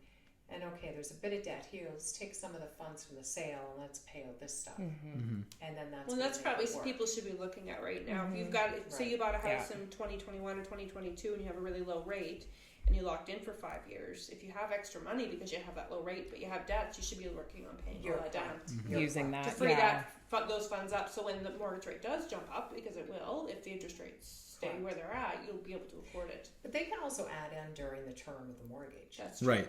Yeah. Right, and again, we're going to do the exact same thing, which is blend the rates. Yep. So that can be done as well. They don't have to wait till renewal to do Okay. that. Yeah. Now we just went. Sorry, go ahead. Yeah. So with a straight renewal, basically, you'd want to go to the bank advisors for a straight renewal, and they have some tools to help kind of alleviate some of, I guess, the interest pressure. We'll call it. I think I created a new term, but I'm rolling with it. Yeah. It's like comfortability. Yeah, I like that. Yes, at the last session. Basically, they can take a look at the amortization and potentially extend it if that's something that is in the best interest of the client, and thereby keeping the payment a little bit lower. Yeah. But I would always, especially right now, if you're up for renewal, speak with an advisor at the bank, because if it's just a straight renewal that they're looking for, then they can help process that and look at the options within that. But to your point, and what Marion was talking about as well, a lot of people may have found themselves in a situation where they've accumulated debt. They bought the house, but now, oh shoot, they did do some painting, and their car broke down, had to get a new car, and maybe their credit cards are a bit higher. So then the advisors might reach out to one of us and say, is it in their best interest to maybe look at consolidating some of the debt, and kind of reaping the benefits of the lower interest rate or a blended interest rate before it happens. And you have two, I think probably more than that, but there's two very common different types of interest rate you can take, right? You have a fixed and a variable, right? So when would it be my benefit to maybe take a variable rate in my term rather than a fixed rate? Variable rates, unfortunately, are fairly high right now. If you're feeling interest rates, so at the beginning of COVID, when they started dropping, variable rate would have been perfect. Yeah. Because now you're going downwards. If you thought there was going to be an extreme drop, variable rate may not be bad right now. But realistically, if we're thinking that interest rates may only go down, let's say 0.5% or whatever it happens to be, it's a little bit higher risk. Yeah. Right? Exactly. When you look at the difference between a fixed versus a variable. Okay. And stability is important. Right? So on a variable rate, we need to make sure that if it fluctuates any, that you're still going to be okay. You're still going to be protected. Whereas on a variable, and you have to be comfortable with that as well. Of course, right? Whereas on a fixed mortgage, we're going to go, here's your payment, don't worry. If Bank of Canada plays with the rates, you're good. Doesn't matter. Yeah, exactly. You had talked about something, and we just went through this maybe more than that. Time flies, man. I have a house. I need to sell it. I'm purchasing a new house. But my down payment is stuck in my house. And I'm buying my new home before my house closes. What can I do? What can I do to maybe help get that down payment in my pocket for maybe a week before my house sells? Bridge financing. Yeah. So basically what we would look at doing is we have the purchase and sale agreement for the home that you're buying, and we have a firm sale on the house that you're selling. Yeah. So with all the conditions waived. So the bank will then say, great, this is a guarantee sell, and we know that there's equity in the house that we're going to be using for the down payment. Now, you are purchasing your new house before you sell your old house, and now what do? You don't have the funds for the down payment. Well, we can tie in with one of our applications, what's called bridge financing, and it is another loan, so it's part of the application in the background. But basically what would happen on your closing day is, if you're approved for everything, the bank would issue instructions for a bridge loan, gapping the purchasing dates, Yeah. so that you do have the finances for the ability to buy that other home. The interest rates are quite a bit higher than what they are on a mortgage, but it's very short term lending, and it's meant to get you from one home. It's meant to bridge you from one day to another. If we don't have the firm sale of your property, then we have nothing to bridge it to. Right, exactly. So we definitely need those conditions And waived. that's why we love the waivers. Yeah. Right? We're always after, do you have the waiver for? And 408, the Form 408.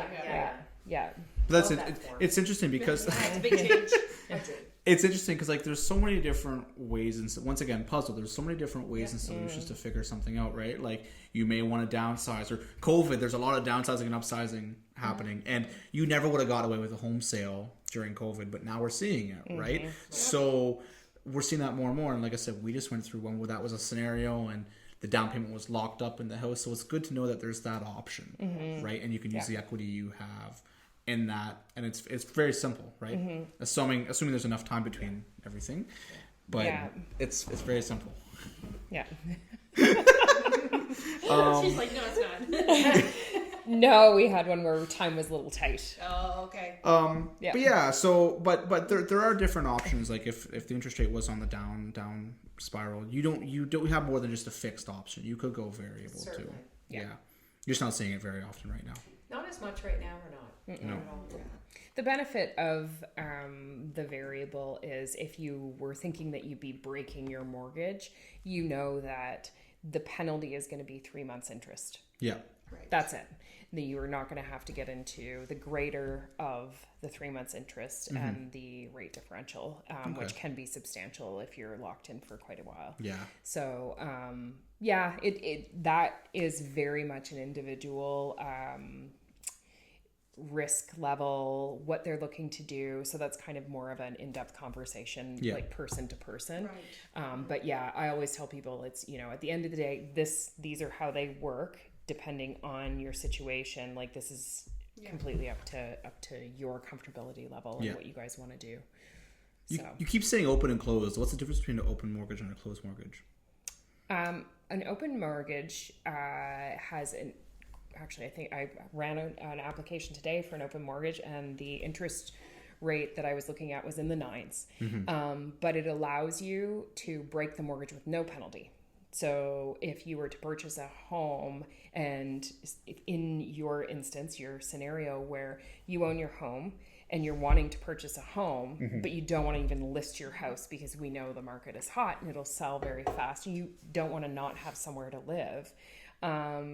I qualified this couple to purchase this home on an open mortgage because they're going to sell this home. It's free and clear, and they're going to just pay off the mortgage. They don't want to have to deal with penalties on that. Right, that makes sense. Yeah, but you don't want to pay 9+% for a long term, Right. unless you're back in the 80s.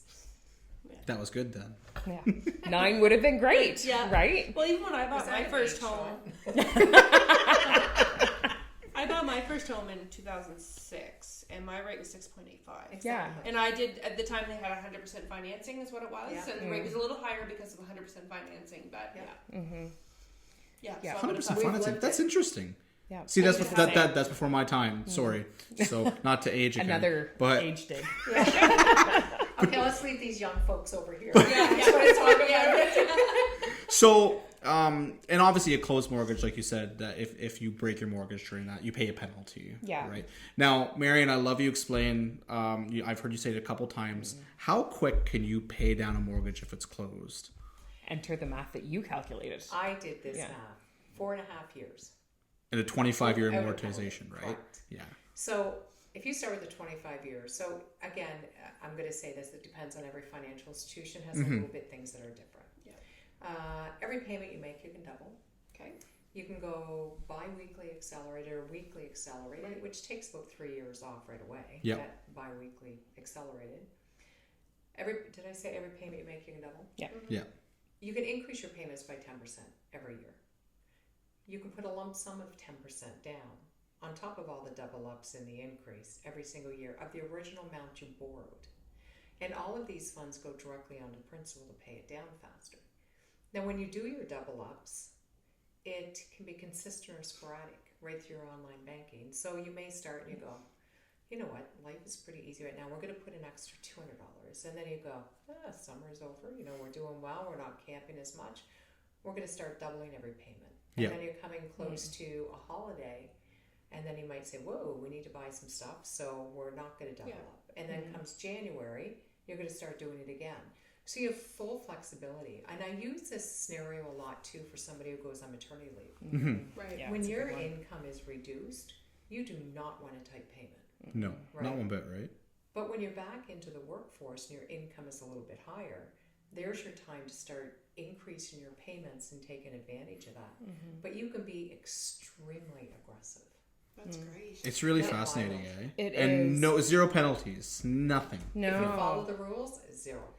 And so we have clients coming in a lot saying, you know, like we want to fast track and get a 15-year more. Like, how much is my payment for 15 years?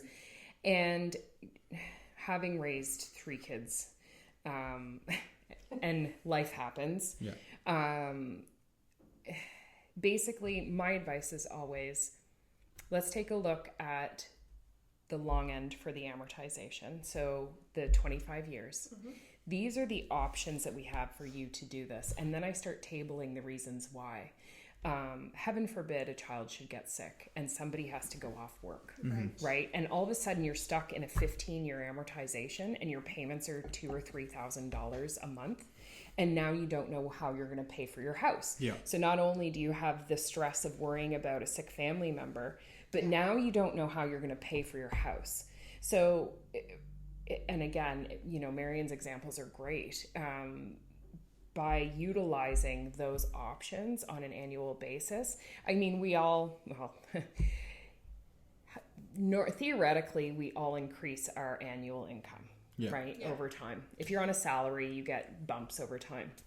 So when we start you in a mortgage, you're starting at maybe your low end. And, you know, as you progress through your careers, you want to like be able to budget on this side of things and then go, maybe in 12 months, you go, you know what, I'm doing a lot better. I got a raise. I got a promotion. Yeah. You know, my partner got a new job and it's more. So yeah, we're going to bump these payments up annually by 10% because we can now.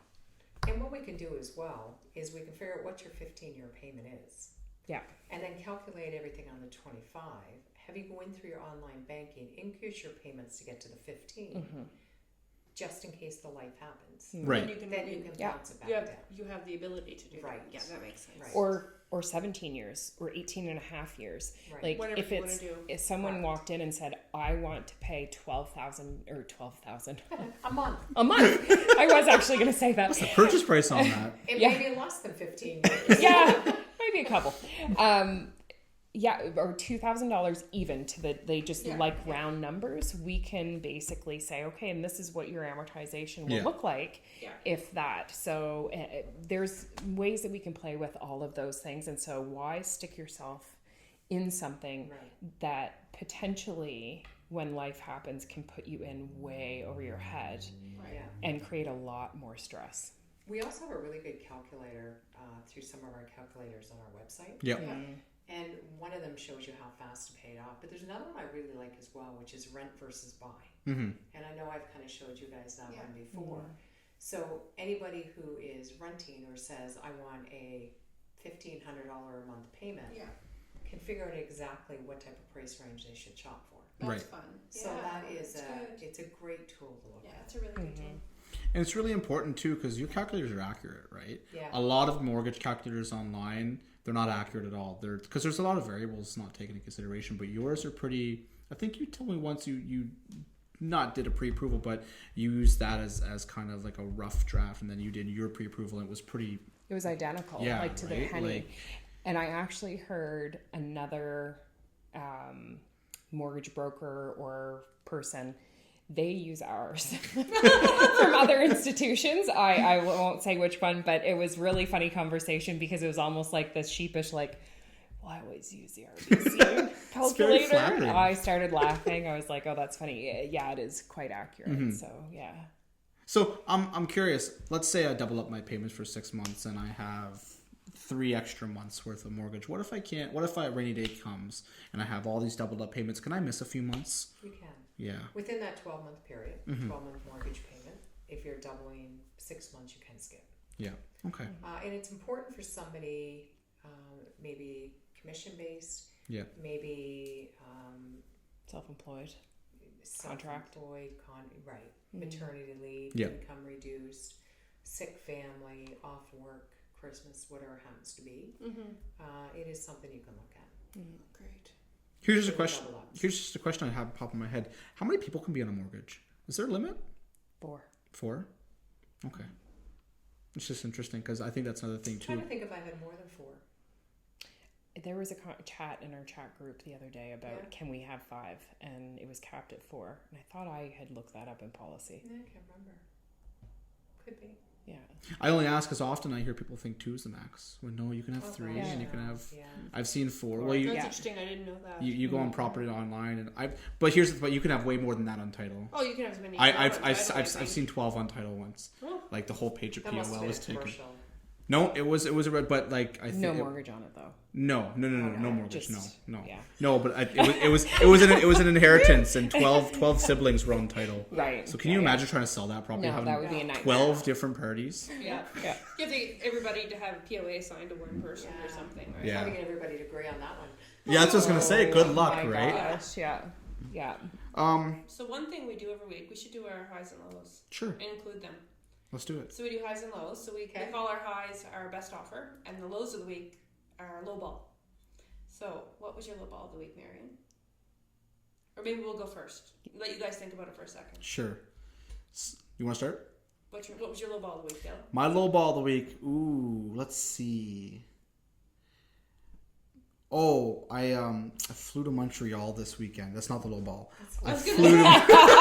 I feel like that's a high. No. I flew to Montreal this weekend, and my flight was delayed coming back, and I was really upset because I had no sleep, and I had a very long work day that day, and I was very, very cranky. That's my low ball. And what was your high? What was your best offer of the week? I got 2 listings on the market, and I have some more coming. Excellent. So, Excellent. yeah. What about the trip to Montreal? Yeah. What about the trip? Oh, to Montreal? that's just right under that. No, Montreal. Taylor's listing. It better be about that. No, Montreal was good. I went to a music festival. Yeah. I've never been to Montreal, so it was a lot. I was like told, be ready for French. I said, okay, no problem. A lot of French there. A lot of French, primarily French. But your fiance's bilingual, so that would have helped. Yeah, but even then, like, she hasn't spoken French fluently for quite a while. So there were times where she was like, okay, hold on, let me think. But it's just, I don't know, maybe I'm going to sound really bad here, but going to somewhere that I've never been to a country or area where English wasn't the primary language. So seeing French, whatever stop sign is, and then English underneath it, or everything first French and then English as second language, just interesting, just different, It is a different culture. I lived in Quebec for a few months, and it's an interesting place to live, and it was really nice. But it's a bit of a culture adjustment for sure. Yeah, and I was busy all weekend, and it was really difficult working remotely. And I love the culture in Montreal, though. yeah. It's beautiful. It is It's a beautiful. It's fabulous beautiful. I city. really like old Montreal. It's a beautiful city. Yeah. We went to it's called the Little Duck Shop. And it's literally, I should have taken my fiance's pictures. It's a shop that sells rubber ducks. And it's literally, no, I'm dead serious. Let me finish. So they probably had 150 different dressed little rubber ducks in there. And my god. And they were like $30 a rubber duck. Here, you say yours. I'm going to look it up. What was your low ball of the week? My low ball of the week was that my dishwasher broke.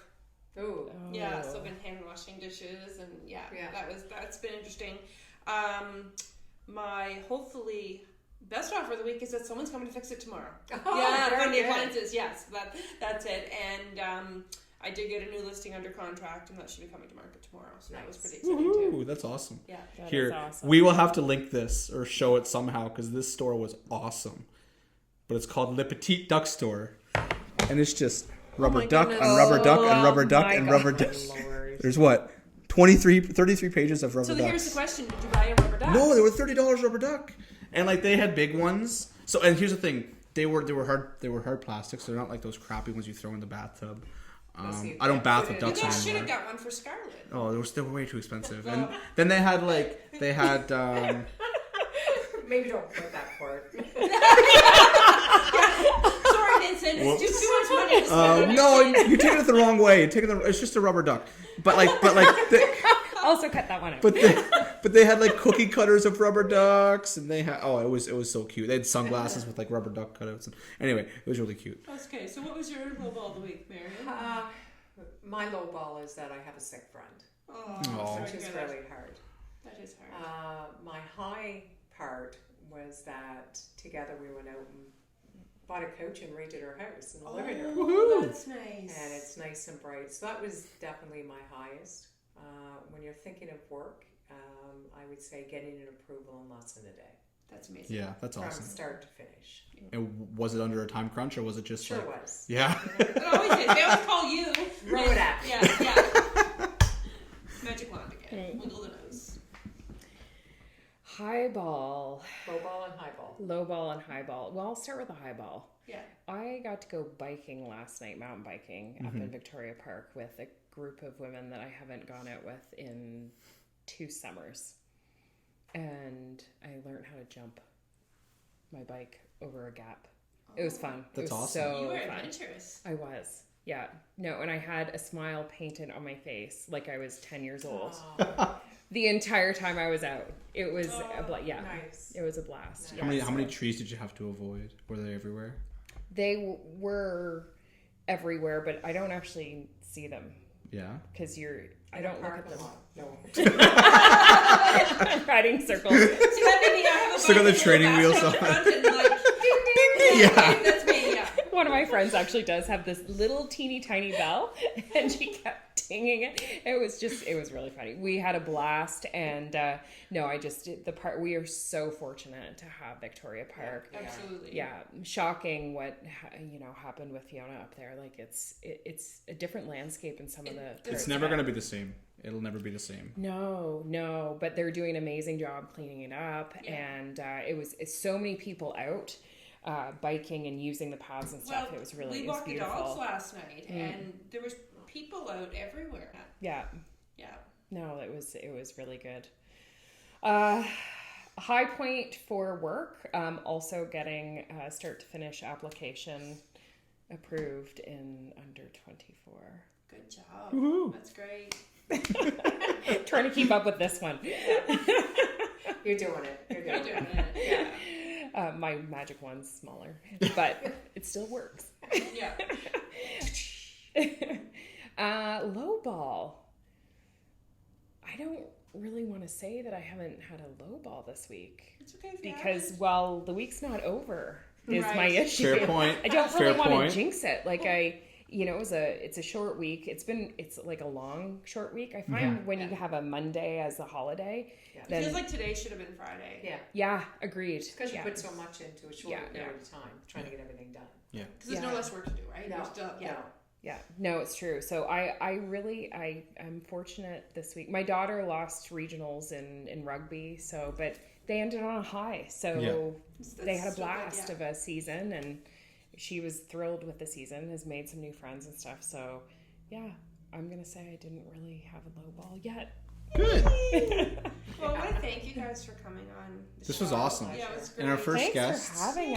Yeah. Thank you. Yeah. This was fabulous. You had a lot of great insight, great conversation, a lot I of learned a useful lot, info. yeah. Of course, yeah. It was awesome, and definitely have to have you on again. Anytime. Anytime. Yeah. Okay. Thanks, guys. Thanks. Thank you.